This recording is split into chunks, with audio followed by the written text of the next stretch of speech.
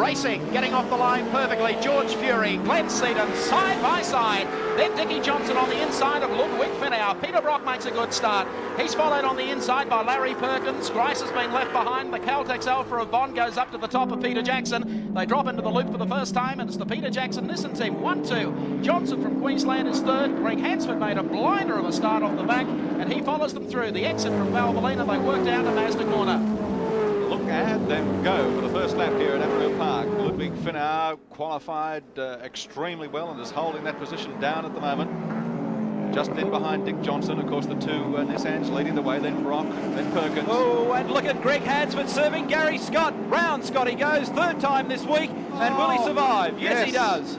How fortunate. Goodness me, nose into the traffic. Oh. Gary Scott, the first one to exit the field. George Fury round for the completion of the first lap, and only 69 to go. Across the stripe, Fury, Seaton, Johnson, opening a gap over Finau, Perkins. Peter Brock is the next one to go through as they work their way up the hill. Then, of course, Alan Grice just back behind them. Oh, and George getting very wide that time across the top, and Glenn Seaton goes out very wide. Just finishes George with has got enough problems for Fury.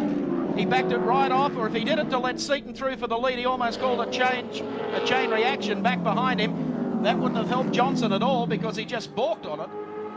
Now, whether or not he's going to play rear gunner a la Sandown, we'll wait and see. Perkins up in front of Brock now in fifth position rather. They work their way down to the lake corner. Wait for them to go through the turn. It's Larry Perkins making a big move here on Ludwig Finau. Brock does the same. Brock does the same. Grice tries to move it up on the inside to do the same. Then, of course, Richardson Longhurst. Beneath our speed camera, 2 laps completed. 68 remain, round 8 of the Shell Ultra Australian Championship, and it's Johnson making the big strides to the top of the hill, pressuring away at George Fury as they drop, and Fury again is sideways as they come over the top of Nissan Skyline. Something very strange happening with George's car. It wouldn't normally carry on like that, and he just tapped the brakes halfway through the middle of the Dunlop loop. Johnson's through on the inside here. Has he got a flat tyre or a deflating left rear or something? Well, he's doing a good job of backing them up behind him. All this time is Brock locking up brakes. Grice has moved up behind. I tell you what, it's had the desired effect. It's given Seaton an absolute break on the field. Down to the lake corner.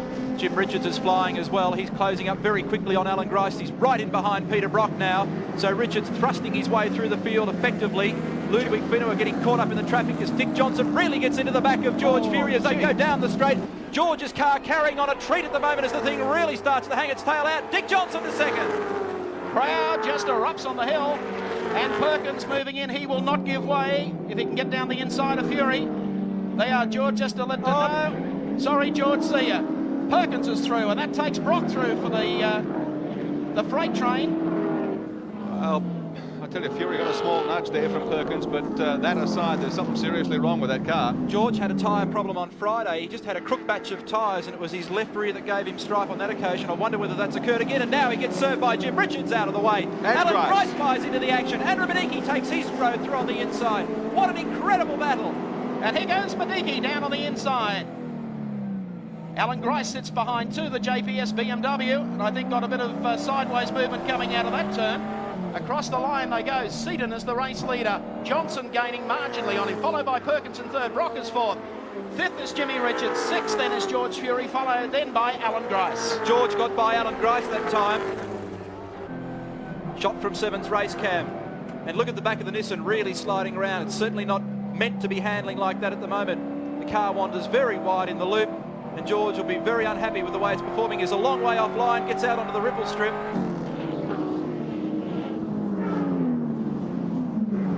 They work their way through Mazda corner. Down once again to the left-hander at Honda. There's Jimmy Richards coming back. Tony Longhurst going through on Miedecke. Yes, Longhurst. Jimmy Richards hooked up in there, or Ludwig Finau as well, as they head down. And here's Miedecke. Sandwiched in between Longhurst and Finau. Oh, isn't it? He getting a good working over. A case of BMW malaria from Bavaria today. Bondi gives Finau the go-by as well as Miedecke passes Longhurst. By gee, the action is coming thick and fast here with only a few laps gone in this 8th round of the Shell Ultra Australian Touring Car Championship. Over the top of Venture Pave again. 2.3 seconds between race leader Glenn Seaton and Dick Johnson. looks like everyone's developed a bit of Longhurst play around with the boys today. I tell you what, there's Miedecke's Oxo Supercube Sierra, the front dangling off it, the coach work. He's already had one or two little buffs in there. In the meantime, Glenn Seaton still in front, Johnson in second, then the scrap between Larry Perkins, Peter Brock being the next ones back. Then Jim Richards, then George Fury, Alan Grice, Andrew Miedecke, Tony Longhurst, Colin Bond, Ludwig Finauer. Oh boy, the big field streamed through once again. George Fury, the man that's had all the handling trouble this afternoon. And Glenn Seaton, race leader, doing it comfortably at the moment. He managed to get a good break on the rest of the field while teammate Fury was having all that trouble and really holding up the traffic behind him a couple of laps back. Well, I've got the clock on Glenn at the moment. We'll see what sort of times he's turning in. He qualified in 51.92. He and George, the only two drivers to break the 52-second barrier in official qualifying yesterday. He's maintaining that gap over Johnson. There's beautiful pictures coming from the JPS airship high above Amaroo Park Raceway, tracking with our race leader Glenn Seaton. As he goes through Toledo Corner, you'll be able to see the gap that he's established so far over Dick Johnson. They go across the start-finishing line, work their way to the hill. There's Johnson running in second spot. The next car through would be Larry Perkins, with Peter Brock sitting right behind him. Beautiful shots of the Amaroo layout. Lap times are a little bit slower than we probably anticipated. They're down around the high 53s, even low 54s at the moment. Glenn recording a high 53 that time. Lap times might be slow, the pace is frantic. Remember, of course, they did it yesterday with a full qualifying setup with light fuel and very sticky rubber on Wilco.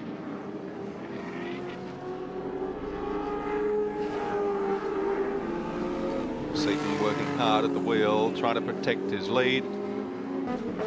Glenn Seaton for Nissan continues to lead the race from Dick Johnson in the Shell turbocharged Sierra. But Richards qualifying well back in the field in 9th position on the grid, has really begun the big move in this race.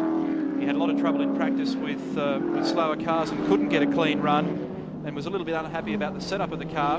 Yesterday, in some discretionary practice at the end of the day's proceedings, Jim went out and managed to do some quiet laps and just get it all together again. And he's charging through the field at the moment, Frank Gardner and the JPS team. Hand on the watch. Checking the gap between Richards and Johnson in second place, obviously, I'd say, because that's Jimmy's next mark. He'd also be keen to have a look at whether or not Glenn's getting away from him, because that's the ultimate goal. It's 4.1 seconds from Glenn Seaton, race leader in car 15, to Jim Richards in the M3. Seaton leads Johnson, Richards, Perkins, Brock, then George Fury. George seems to have recovered a little bit now from that problem earlier. I know that we'll get some details from Fred Gibson later on. Longhurst all over him. As they go through Dunlop Loop, there's Jimmy Richards going through, as Gary has said. A great start. We'll wait for the rest of the field to come by. There's Perkins, the next one, just sitting back behind Richards. Then Peter Brock. So the Commodores are going well, and just back behind them, of course, another great scrap starting. Fury and Longhurst, yeah, they are really going at it, yeah. Longhurst straight down on the inside of Georgie Fury. There wasn't too much Fury could do about that. He gave him plenty of room too, which was good sportsmanship on George's behalf. Allowing for the fact that that if the race isn't over yet for George Fury, he's given way pretty easily to Longhurst.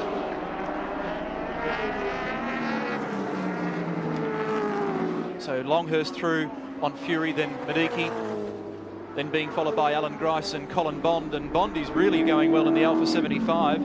The Caltex entry, they've been doing a lot of development with the car. They've had some turbo problems in the last couple of rounds. Sandown and Surfers Paradise not going Alpha Team's way. Alan Grice. Oh, look at this. And there's Bondy. Behind him, one of the Kiwis in the Nissan. Grice in the big V8 Commodore really has a battle on his hand here against Bond in the little Alpha. There's the rest of the traffic behind them, as you can see. So Bond is making life very uncomfortable for Alan Grice at this stage. If he gets much closer, we won't be able to see him over the tail of the car. That's quite a group of cars. Behind them is Ludwig Finauer. And then in car number 24 is Kent Bagent. Then we've got Greg Hansford, then Trevor Ashby. So that's going to obviously be a real dice later in the race. Grice made quite a good start. It was gobbled up on the way up Miedecke for the first time by both Peter Brock and by Larry Perkins. They've long gone, and Gricey finds himself back in the pack just a little bit in the Bob J. T-Mart's Commodore, trying to fend off a very determined Colin Bond in the Caltex Alpha. Back at the head of the field, Johnson's closing very rapidly on Glenn Seaton as they go down to the lake corner too. Yeah, that gap is now 1.4 seconds. I think it was out to, what, 2 and a bit or 3 the last time I called it. It's the advantage of a V8. Alan Grice just pulling away a little bit when he can get the thing squirted up straight, but this is where they suffer. Under brakes, 1,325 kilograms, and there's second place Dick Johnson. Chasing Glenn Seaton quite effectively. Johnson dropping down into Dunlop Loop, closing it up on Glenn Seaton. Glenn has said throughout the weekend that tyres would be the major worry facing Commodore drivers, but wouldn't be for his team. And yet Grice and quite a few of the Commodore drivers believe a few of these lightweight cars might really feel the pinch. And just look at, on some of these shots here as we get a bit wider, Jimmy Richards, the black BMW in the background. Developing into a real battle up front now. Seaton breaks through the lake corner. Johnson in hot pursuit. Jim Richards coming up very quickly on that pair now. Larry Perkins next heads the V8 division, followed by Peter Brock, then Tony Longhurst, George Fury. So Nissan started 1-2 off the front row. Fury has slipped back through the field. I said before that Bondi had trouble in the last 2 rounds of the Touring Car Championship. Make it a hat-trick. The Alphas died.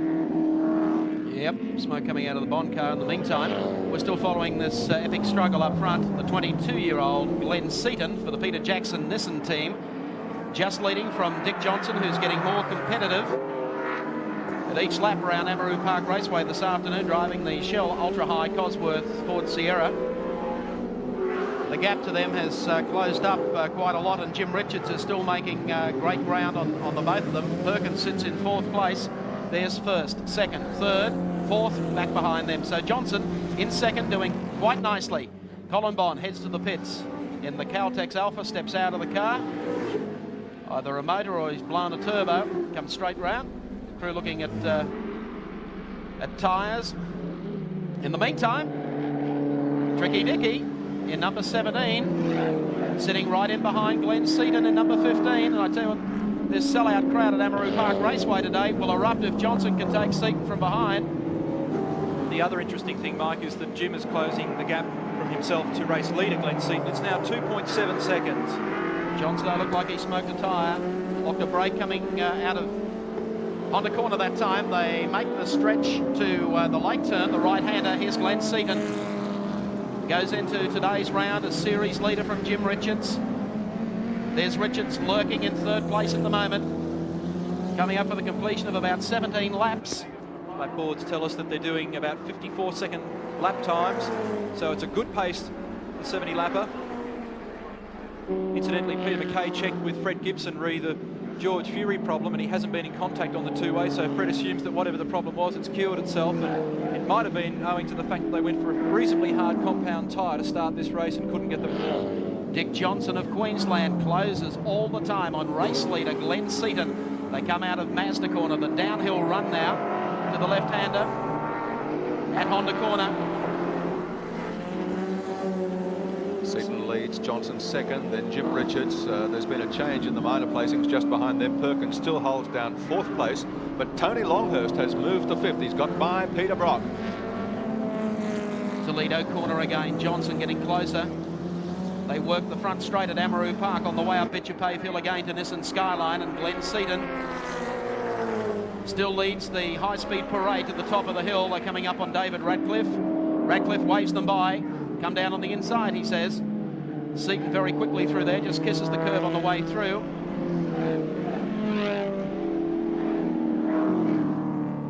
Johnson is through, and all the time Jim Richards is gaining.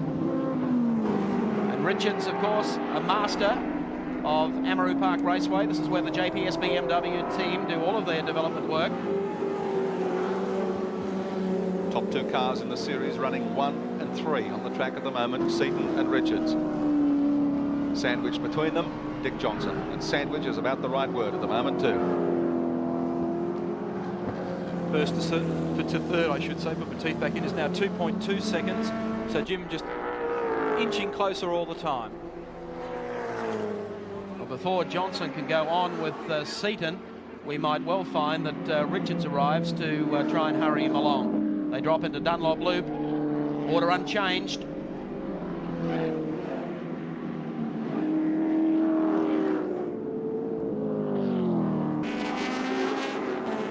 Over the top of Miedecke and down into Dunlop Loop again. Johnson was closer a few laps ago to the back of Seaton, and now Richards starting to apply the real pressure. And all those laps of development, tyre testing here at Amaroo Park will now be working for the former Kiwi, who only 2 rounds ago was the series leader. It's been a seesaw battle all season long. Whoa. And Richards right into the back of Dick Johnson. Playing for keeps now as they come out of the turn and work their way. The drag chute run down to the late corner, the right-hander. Richards goes in high. He'll feint a pass here. I don't think he can keep Johnson all the way down. Yes, side by side out of the turn. They come up to Toledo corner, the right-hander. And the run back onto the start, finishing straight here at Amaroo. Johnson and Jim Richards in some car wars. They chase Glenn Seaton up Miedecke Hill. Richards working his way to the inside this time. There's the race leader coming into view. He goes through Dunlop Loop. Jim Richards again, looking for an inside pass. He could have set Johnson up perfectly here. Johnson will close it as they come out of the corner. He's making Jim Richards work for every placing. You rarely see Jim scratch or bend a car, and I was a little surprised that he lobbed it to the back of Dick that time, but he was obviously really closing under brakes. The car is brilliant into this left-hander, and Richards goes round the outside in an incredible manoeuvre. Fantastic ploy by Jim Richards to move up to second place in this round 8 of the Shell Ultra Championship. Glenn Seaton continues to lead through late corner. Richards second, Johnson is now third, and Perkins fourth. Tremendous stuff from Jimmy Richards. 1975 Australian Touring Car Champion. Now the only man that sits between himself and a big bag full of points, Glenn Seaton, and he'll be gaining on Seaton over the next few laps. Hold in Seaton and Dick Johnson. Seaton with only a 6-point advantage in the championship. This is the second last round, the grand final coming up 2 weeks' time at Amaroo Park. So it's got down to a head-to-head battle between the 2 leaders. There's Glenn Seaton. Right behind him, Jimmy Richards, number 3. The man who's been passing all the cars in the field today. Dick Johnson is still third.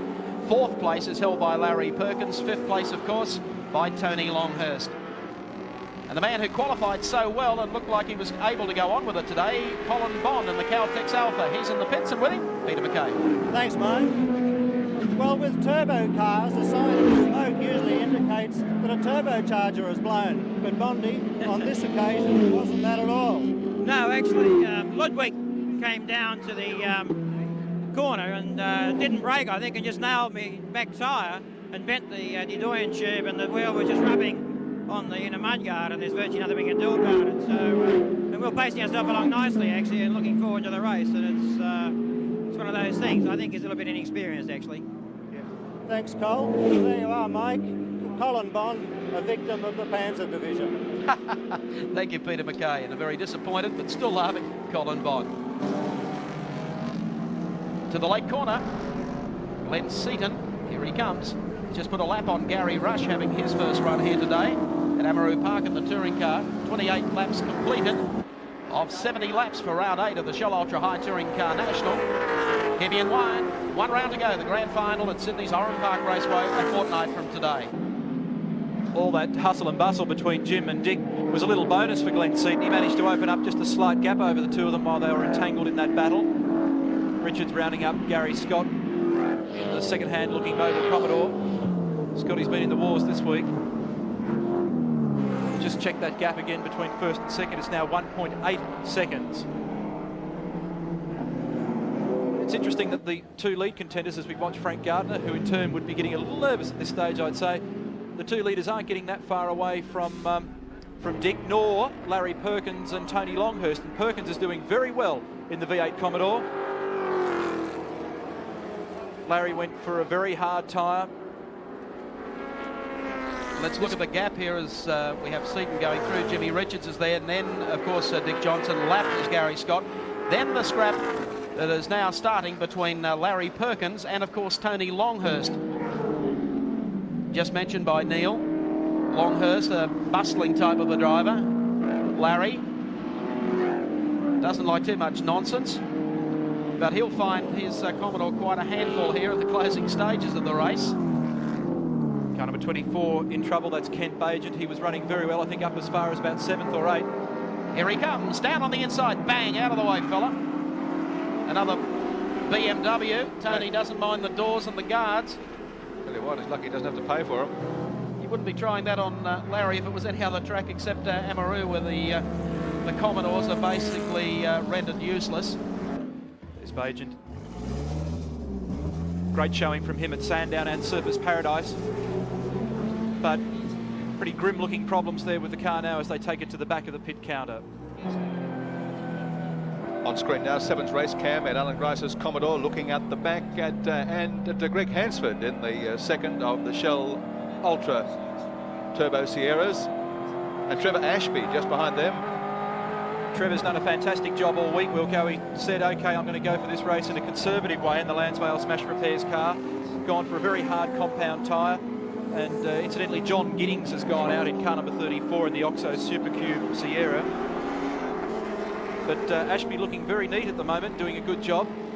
And he was very happy to be rubbing shoulders, he said, with the big boys. Well, we saw him perform exceptionally well in slightly lower company, I guess, out here at Amaroo Park earlier this season. And he's more than holding his own here today against these guys, because he hasn't got the money, he hasn't got the backing that some of these fellas have got. He's astounded yesterday. He said, I can't believe how many tyres they throw at their cars, in reference to Grice and Brock and Perkins and so on. So I think he's doing a marvellous job. That's Trevor Ashby we're talking about, the third car here in this line of 3, the yellow Commodore. That's the man. He's got Wally Story in his team, and Wally's a very experienced race engineer and very, very good at setting up a car. And they've been spending a lot of time on this vehicle out here at Amaroo Park, just getting the car settled and trying to make it as easy as they can on its tyres. And that's the whole key to this race. And the fourth car in this quartet is Ludwig, who had his moment of glory in qualifying 4th. He's still doing a great job. You have to give some credit to the fact that the guy has only basically done club racing here at Amaroo Park. He's doing a super job. Ashby at the moment with a car length over the BMW. A little bit of trim hanging off the car. Well, he's doing it well, tucked in just behind Alan Grice and Greg Hansford. Of course, they're running just a little off the pace up front. Glenn Seaton continues to lead the race from Jim Richards, Dick Johnson, then Tony Longhurst, and Perkins bringing up 5th spot, just ahead of George Fury and Peter Brock, of whom we have not seen a lot. And that big VL Commodore of his still not running anywhere near the obvious potential that the car has. Greg Hansford, the second of the Shell Ultra High Ford Cosworths, and Alan Grice continue their great scrap. Well, Greg had a real moment in the opening lap with Gary Scott, the fellow Queenslander. He had real strife at Sandown when he got tangled up with Peter Brock, and I didn't see the incident, but I saw the pictures afterwards, and the front of the 18 car was very second-hand. Peter Brock comes up on the inside of teammate Gary Scott. Brock running 7th in the field at the moment in the mobile Commodore number 05, and that's not too bad. Not Brock's favourite racetrack deal. Very, very difficult proposition for Brock and the other Commodore runners, because this circuit doesn't allow you to rest at all, and that doesn't make it that much easier for the other guys, let me tell you. But these cars are the heaviest cars in the race, and nobody's been able to engineer a tyre that's capable of withstanding the sort of punishment that these guys are dishing out. But Brock's doing an outstanding job at the moment. The new VL Mobile Commodore, very, very nicely prepared, and Brock going for a strange mix of rubber this weekend. Avon's on the front, Dunlop's on the rear, Bridgestone stickers on the car. Make sense of that. I don't know. There he is, trying to put a lap on Gary Rush as they head up Etchepave Hill again. Rush moves to the outside, waves Brock through on the inside. And of course, the real dice that's developing is, of course, Tony Longhurst and Dickie Johnson in car number 17. Johnson was running second, passed then by Richards. Richards is closing on Seaton, and Longhurst has made it all the way up onto the bumper, of course, of Dick Johnson. There's the scrap going down to the late corner. No baloney Tony will put some muscle over Dick now as they come out of the corner. It depends how resilient Dick is in this situation. Well, we saw Longhurst give the flick pass to Larry Perkins in no mean fashion. And of course, he and Johnson have had a few set twos together at Amaroo Park previously. 1.7 seconds between Glenn Seaton and Jim Richards. Johnson using a very wide line, really caught himself out there. Longhurst comes up on the inside of him. See who can race who down through here. Johnson really cost himself that position on the entry to the corner. Coming up on Brian Callahan too. So Longhurst will probably dodge for cover behind him if he can. See if he can snooker Johnson. I don't think there's too much Dick can do about it at this stage. It would just appear either he's just trying desperately to conserve tyres, or his tyres have gone. Floats it in on the outside of Callahan this time as they make their way. Oh, and there goes a turbo, was it? Or maybe some cement dust on the track from where one of the production cars went in early. No, the hand comes up. Dickie Johnson's touring car challenge is over. He pulls straight in, right in front of the commentary position. Crowd goes wild on the hill. Dick is out and just backs it down pit road. His race is over. Well, goodness me, what a disappointing end for Dick Johnson as we now join Sevens race cam with Glenn Seaton. And I can tell you, Jim Richards is hot on his hammer. You see him glance up at the rearview mirror there once, twice, 3 times in the space of 100 metres. He's getting a worried boy as he comes down to the late corner. It's going to put a lot of pressure on the 22-year-old. I think the Nissan team had written off the JPS BMWs here today because they were starting so far back in the pack. Jim Richards has everything working for him as Glenn Seaton leads the charge up Bitcher Pave Hill again. 40 laps completed. 30 laps remain. And they drop into Dunlop Loop with a car to be lapped here on the exit to the loop on the run to Mazda corner. Seaton down on the inside and Richards glued to the back of the Nissan Skyline. Now the downhill run to the left-hander at Honda. Richards closing all the time. He's been picking Seaton up for the last 5 or 6 laps. The interesting thing is that there's an 8-point difference in overall terms between either of these guys winning this event, and that'll throw the championship into real disarray. With one round of the championship, the grand final to go in a fortnight's time at Amaroo Park. Across the strike again. Seaton leads up the hill. Richards continues to stalk him for the lead. Longhurst is now broken clear into 3rd. Perkins is 4th.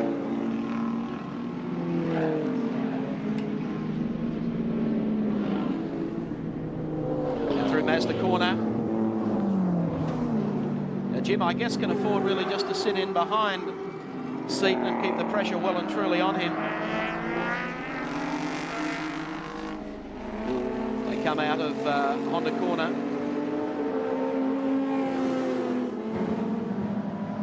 Looking very smooth indeed, unruffled. At the controls of the number 15, Peter Jackson, Nissan Skyline. Glenn Seaton leading the race. A lot of traffic to contend with today at Amaroo Park Raceway. Seaton out of the draft, and Richards sits behind him. Dick Johnson, of course, has exited from the field, and with him in the pit area, Peter Miedecke. Mike, well, another familiar sight. Dick Johnson's car 17 retiring with the familiar smoky trail.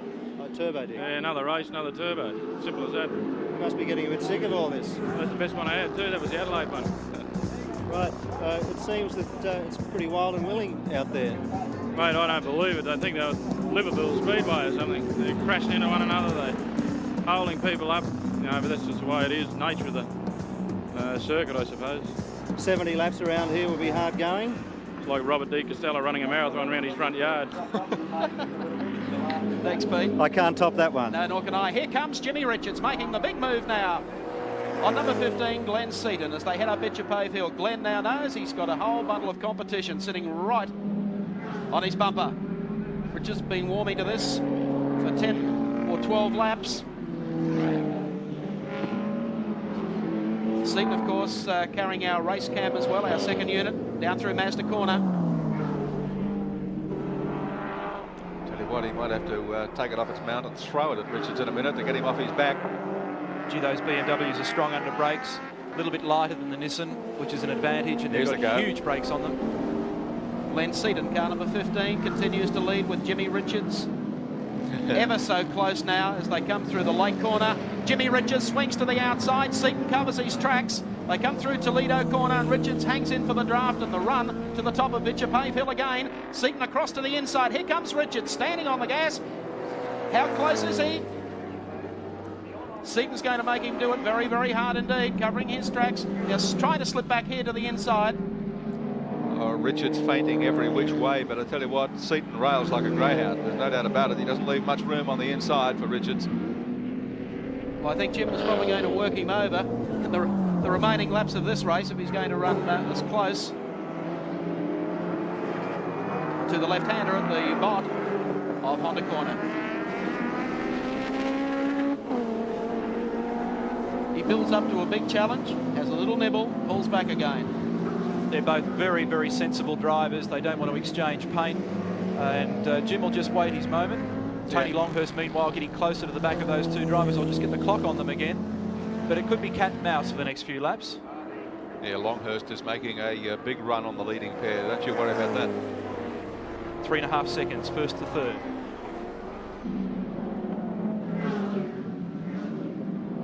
To Dunlop Loop.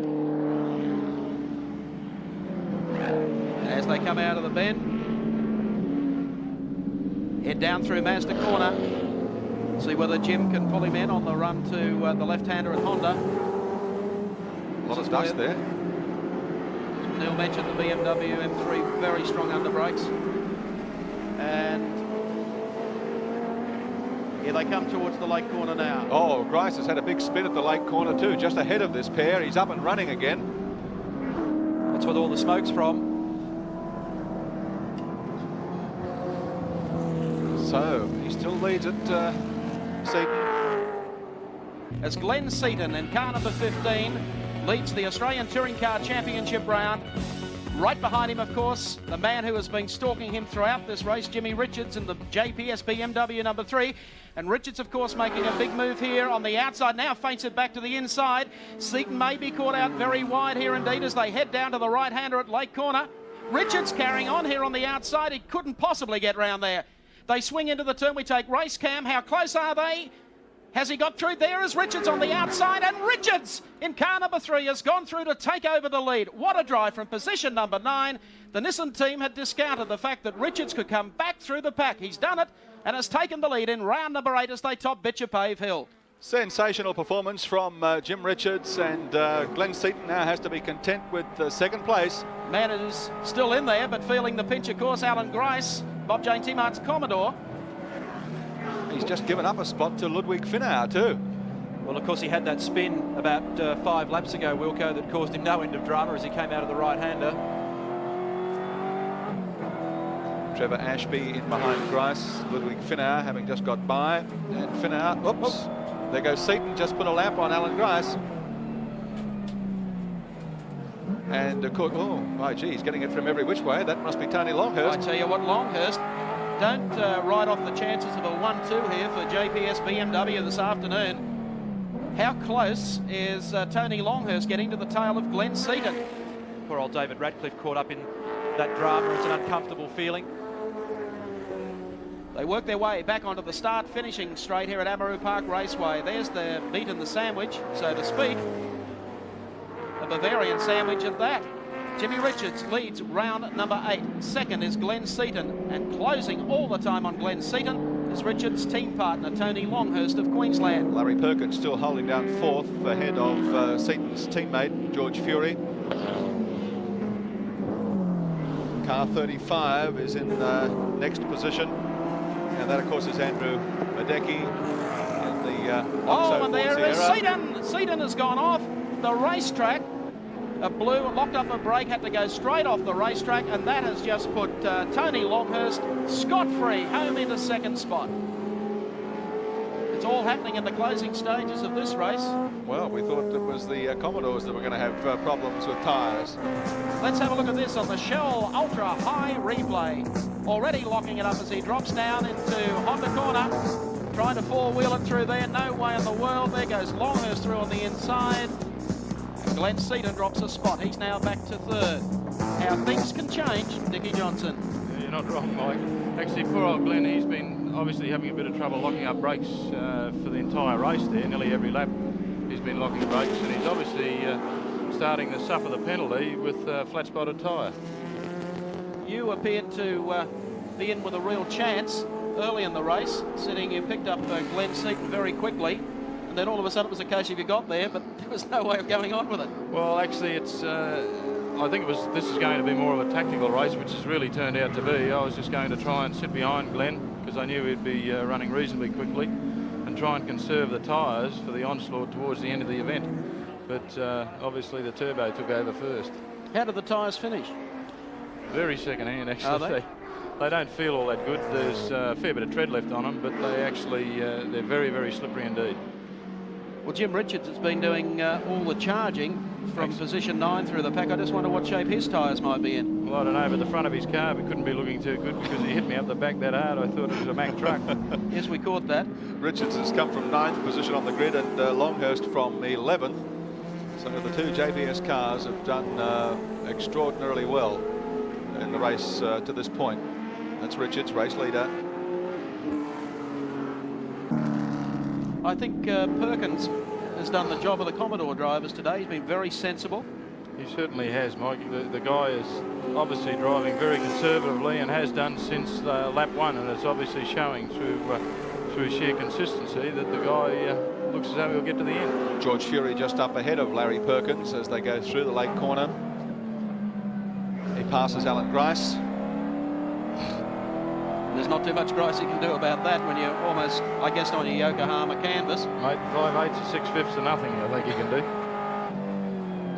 So how does the game plan change on, say, a different circuit, like Amaroo Park for the grand final? It's a fairly neutral circuit for everyone. I think it's a pretty neutral circuit. I think you will find that the BMWs could suffer a little bit there because there is a bit of a pull up the hill onto the main straight, and the Nissans also, the turbo cars will come very well up the hill onto the bridge. So I think you'll find it suits the Nissans more so than what it would the BMW. What about the Shell Cosworth Sierra? Well, mate, if we get a turbo to hang in, I think we'll give them a fair sort of a fright there because it's a good circuit, and I think you'll find it'll be an excellent race. I think it'll get a packed crowd. Anyone who talks about live television of an event in the capital city of origin should come along and eat their words today at Amaroo Park Raceway. They are absolutely hanging from the rafters here today, and they've seen a fantastic race. Well, that's what championships are all about. When you consider that it's going to go down to the wire, I think you'll find that it's a better race. Here's Andrew Miedecke's car. It's obviously had an altercation or something. Just hanging together. Just hanging together. Actually, that's probably a part that I need after Jim got me. Don't worry, because Tony Longhurst didn't miss Larry Perkins either. Oh, there's bits and pieces falling off everywhere. I think he threw a Coke can out the door, actually. Well, it stopped the static electricity, if nothing else. Andrew Miedecke in the Oxo Supercube. Has been black flagged. Righto, Andrew, off you go. You've had your run for the day. Well, Andrew Miedecke may or should actually come into the pits the next time around. Won't be for much, just come in and take the back part off it. The front looks a bit second-hand as well. It's a bit hard to say what he had an altercation with. Could have been a slower car. In fact, I think Andrew did get caught up earlier when George Fury eased off the pace for Glenn Seaton to pass him, and everyone backed up behind him. It looks like Miedecke goes into the pit area, and it'll be a very quick pit stop indeed. Here comes Miedecke. Won't take long for the crew to go rip and tear. Our crew are right there. Selects another one if we can just get going. Oh, she's got a bit more than a... No. Yes, okay, we'll leave that at home, Mum. Well, that spoiled the broth of the Oxo Supercube. Yeah, I think that's about a $2,200 ring and pinion by the sound of that. Well, in for a quickie, but out of the race. Andrew Miedecke. Race leader, Jim Richards doing it well after coming off 9th position on the starting grid. Now leading as the race unwinds with just 10 laps remaining. Is Tony Longhurst of Queensland, setting it up beautifully for JPS BMW 1-2 here for round 8 this afternoon. Glenn Seaton still in 3rd place in car number 15. And the man who was carrying the Ford Sierra flag after Dick Johnson fell out, Andrew Miedecke, is in the pits, out of commission, and with him, Peter McKay. Thanks, Mark. Well, never let it be said that these engines don't get hot. You could probably do a 5-course meal on this thing, but it wasn't the turbocharger, Andy. No, there was no problems. We had wound the boost back because I wanted to be in there for a finish, and I thought we were looking pretty good. I touched somebody and then the plastic buffer bar started hanging down, but I really do think that in this case the officials were a long way over anxious. Now, it's plastic after all. They didn't check with my guys. It wasn't a safety problem, and I think that it's criminal that they can cost me my race and my sponsors coverage on television because of an arbitrary decision like that. Okay, an unhappy Andrew Miedecke. Obviously. Well, he got a fair run. 5 laps to go. And Jimmy Richards leads round 8 of the Shell Ultra Nationals. 2nd spot still being held down, of course, by teammate Tony Longhurst in the 2nd of the M3 BMWs. And back behind them in 3rd is Glenn Seaton. And with the rather intricate point structure and allocation for classes in the Australian Championship, think about this. When the season started, everyone thought the title was a lay-down misère for Georgie Fury, who performed so well last year. 8 rounds completed, basically, 1 to go, and if Richards wins this afternoon, Seaton finishes in 3rd spot. Going into the grand final in a fortnight's time, Jim Richards will lead 164 points to Seaton's 162. 2 points between them going into a grand final. What a cliffhanger. Here they are setting up for a great form finish, and they deserve their 1-2 today. I think Ron Meacham of BMW will be delighted. The car industry, of course, and particularly if you're trying to engineer BMW, import into Australia, will be enough to make you want to jump off the gap. However, some good news for Ron Meacham and BMW and Frank Gardner and the team that backs them. On Amaroo Park, their own home ground, they look set for a 1-2 this afternoon. Richards leading, Longhurst 2nd, Seaton 3rd, then Fury, followed by Larry Perkins. And then Peter Brock. So Brock hasn't been spectacular, but he's just hung in all day. And is going to cop his best placed finish in the new VL Commodore in this race here at Amaroo today. You'd think they were ready for a funeral rather than a 1-2. Frank Gardner. I don't think he ever looks any different, does he? He doesn't really. Then I wonder again, what he looked like on his wedding day. then again, for the poor old Commodores, I guess you could say, Dick, that Amaroo has done for Commodores what the Grim Reaper has done for 10-pin bowling. You're not wrong. You're not wrong, Mike. Actually, it's the difficulty is with the circuit. It's just, you know, there's not really enough distance between corners, and I tell you what, the guys that get out of these cars are going to feel pretty second-hand by the time they're finished. It's like really doing a set of exercises or a bit of stuff in a sauna, because it gets pretty hot in there. Golly. Fred Gibson, the team manager for Peter Jackson Nissan, obviously listening to George or Glenn Seaton. They're going to pick up 3rd spot with Glenn today. Not too happy, but Tony closing the gap on Jim Richards all the time. And I tell you what, Glenn Seaton is certainly starting to come up on the back of Tony Longhurst. Exactly. Which could be a very interesting sort of a finish. They put a lap on Peter We've Brock. just backed the Commodore. Ashby has Trevor just Ashby. backed it. Be sponsored by Lansvale Smash Repairs. That may help. And I tell you what, I wouldn't like to be in it. Thank you very much. Not too much in that. There's Harry Hansford going through in the 2nd of the Shell Ultra High Cosworth. Tony Longhurst. They've all managed to negotiate their way past Peter Brock. There's Graham Hooley from Western Australia. Shield Seats Commodore entry. Probably the most travelled driver for today's race, apart from Ludwig Finau. Yes, Ludwig's got a long way to go home, hasn't he? Through Honda Corner. 2nd placed Tony Longhurst trails team leader Jim Richards, and getting right on behind them, wait for this, will be Glenn Seaton. He's caught his 2nd breath.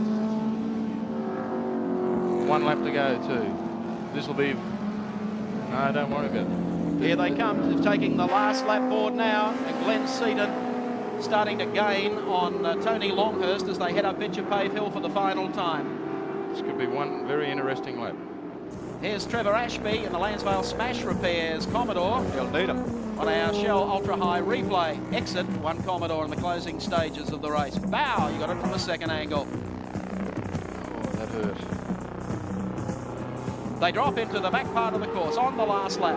There's the gap. Jimmy Richards, car number 3, the JPS BMW, leading from teammate Tony Longhurst, and recovering very strongly to put the pressure back on Longhurst is Glenn Seaton. Down the Shell sweeper to the right-hander at the lake. But one corner to go. The short straight to Toledo corner. He's achieved the impossible here today at Sydney's Amaroo Park Raceway. The last corner comes up, the checkered flag comes out. Gentleman Jim Richards wins it for JPS BMW. And teammate Tony Longhurst takes a second. And Frank Gardner even thinks about a smile. Third place will go to Glenn Seaton. And right behind him, Larry Perkins, followed by Georgie Fury.